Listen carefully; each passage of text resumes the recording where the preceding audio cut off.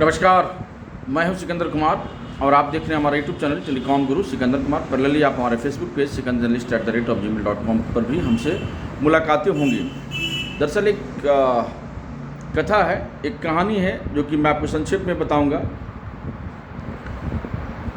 एक धर्मपाल नाम का एक किसान रहता था।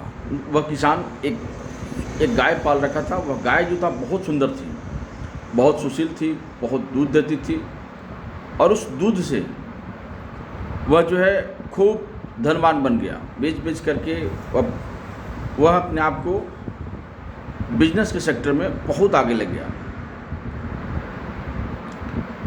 परंतु उसके साथ वह लालची भी था। धर्मपाल नाम तो अवश्य था, परंतु वह लालची भी था। लालच उसे कहीं के नहीं छोड़ा, क्योंकि दूध तो बहुत ज़्यादा निकालता, परंतु उस तरह के उस गाय को भोजन नहीं देता। वह यूँ एक दिन जो है गाय बीमार पड़ गई और बीमार वो धीरे धीरे इतना ज़्यादा पड़ गई कि वह दूध देना बंद कर दी। उसके बाद धर्मपाल ने उससे खाना पीना भी छोड़ दिया और वह सोचा कि भाई अब इसका जीवन जो है अब शेष नहीं है, अब इसे क्यों ना ले जाकर इसको जंगल में छोड़ दिया जाए। मन में इस प्रकार का उसका ख्याल आया और जब वह ख्याल आया तो इसी प्रकार का उसने दिमाग में निर्णय लिया। दिल और दिमाग में निर्णय लेने के बाद में उस गाय को उसने जंगल में छोड़ आया। गाय किसी प्रकार से वहाँ से उठी। उठने के बाद में एक माधव नाम का एक गरीब किसान एक गांव में निवास करता था। गरीबी थी, बेरोजगारी थी, लाचार था। क्योंकि जिसको कहते हैं ना कि जब ईश्वर जब आपको धन देता है, धान्य देता है, तो वो चीज़ों को समेट कर रखने और उस चीज़ों को न्यायपूर्वक न्याय करने का अधिकार उससे धीरे धीरे छीन लेता है। क्योंकि माया जो है से बड़ा प्रबल होता है और जिसने माया को जीत लिया वह समझिए कि वह बहुत आगे निकल गया, परंतु वह माया को नहीं जीत पाया। जो नहीं जीत पाया वह सब कुछ खत्म कर लिया।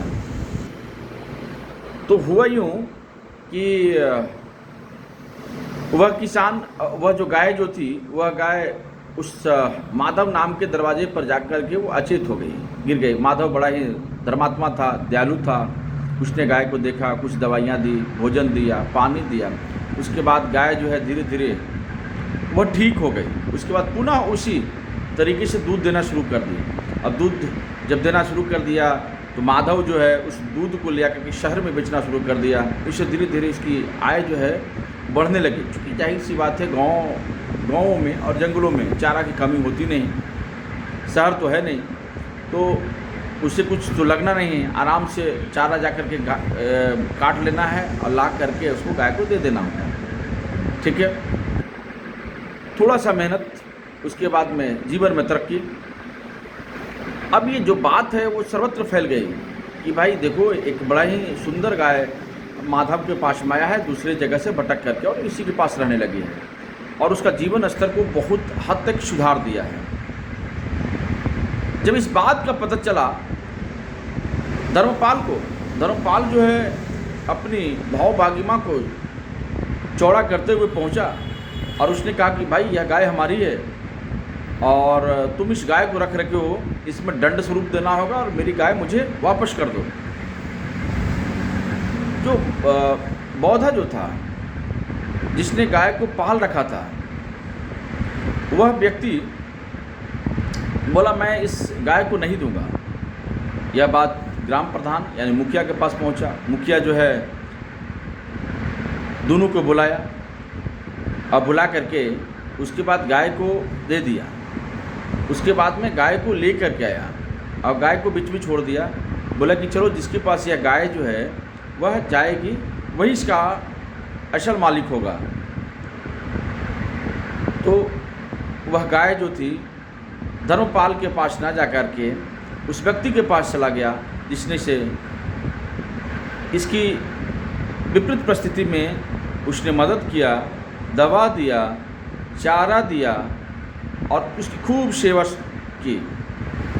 तो अंततः जीत उसी का होता है जो वास्तव में ईश्वर के प्रति कृतज्ञ होता है और गाय जैसे निरह प्राणी पर अपना दया भाव दिखाता है।